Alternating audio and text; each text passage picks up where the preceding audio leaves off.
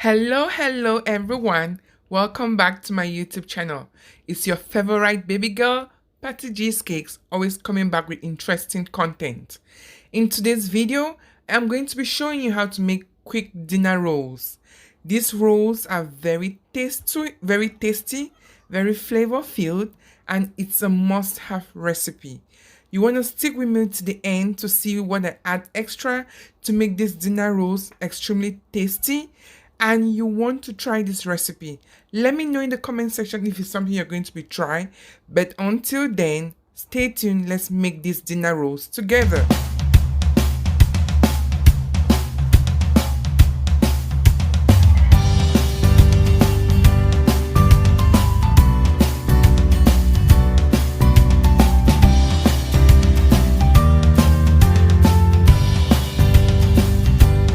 These are the ingredients I will be using.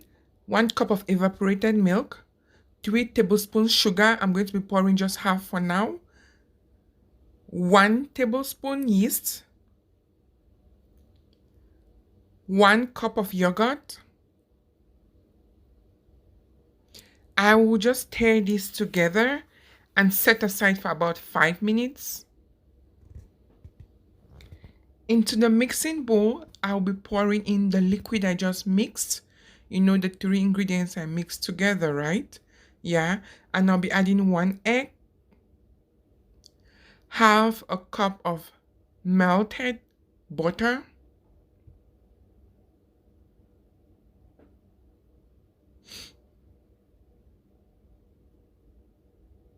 one tablespoon milk flavor, my favorite flavor of all times,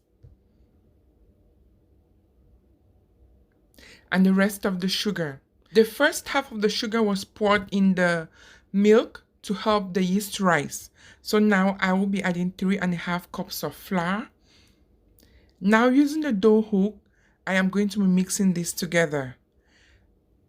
I added just half of the flour, and now I've poured in salt into this flour, and mixing it together, I'll be pouring everything into the mixing bowl. I added the salt later because salt and yeast doesn't really work well, so I just wanted to make sure the salt was added at the tail end so it doesn't overreact with the yeast while mixing. So using the dough hook, you get to mix this together, and the dough hook is amazing. It does an amazing job. You want to use this when you're making like heavy dough, like ching ching, like bread and all that. So once I was done with mixing in the mixing bowl using the hook, I took it out. At this point, I was done with the hook, so I took it out. It is so pliable, so soft. This is what you want to get. But just because I love to knead a little bit more with my hands, I took it out, cleaned the surface, and then I continued to knead. Yep, this is so fun for me because the dough was so soft and so easy to work with.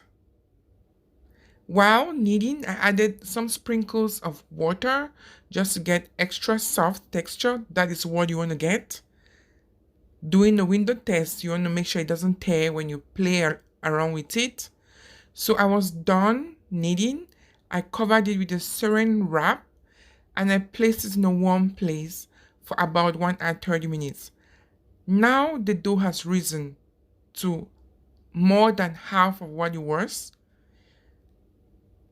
I placed it back on the clean surface. I divided it into about 16 equal halves.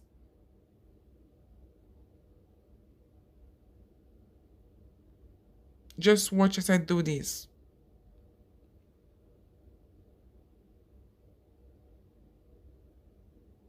Yep. So I played around with the dough to make a ball. Just watch as I do this. And once that was done, I still used like my fingers to play with it on the surface to get that perfect round shape. You want the ugly looking side to be beneath and the top to be really smooth. Continue to watch as I do this. If you've watched to this point, thanks so much. You're going to love this recipe. And don't forget to leave something in the comment section. Say something. Is this something you're going to be trying? Have you ever tried this before? Let's continue to do this. I discovered that my baking tray was not going to be enough for me, so I had to look for something else for the rest of the dough. Yep, I am done, and I'll be covering this again with a saran wrap, keeping it in a warm environment for about 1 hour more before baking.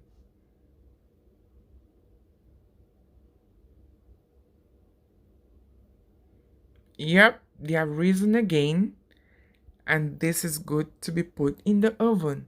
But before then, I used an egg wash to just brush the dough so it gives a perfect shine. You could also use butter. I think butter is a lot better because it keeps it really soft and nice.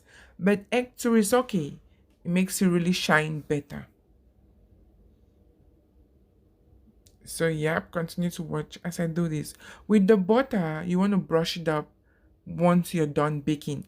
But with the eggs, you want to brush it off before you bake because the egg is raw, so you want it to cook too, right? Or want it to bake too. So yep, this is the final stage of it.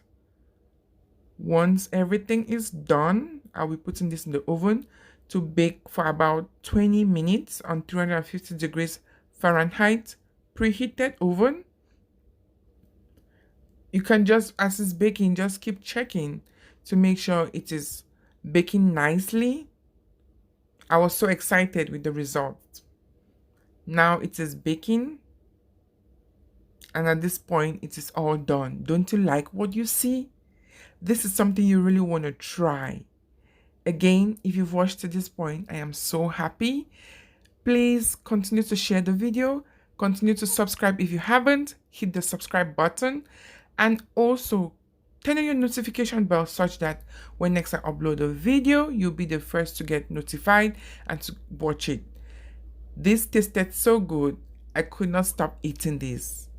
My family was so happy, and it was an amazing evening meal.